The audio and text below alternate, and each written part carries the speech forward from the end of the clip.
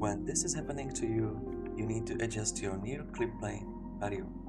So go here to the console command and type clip plane, and it will whisper you the right line of code. Click here to set near clip plane, space, and set the value to 1. So now we fixed our trouble, and we can do this also in our camera. So click on the camera, we can switch our view to camera, and in the details panel in search panel type clip plane, and here you see custom near clipping plane. When I check this, I can adjust my clipping plane value, and I can fix it also in my Cine camera actor.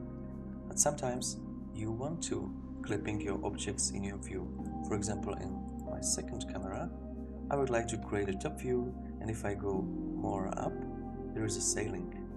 But I can easily get rid of the sailing by clicking on the camera, going to details, type clip plane, and change the clipping plane value.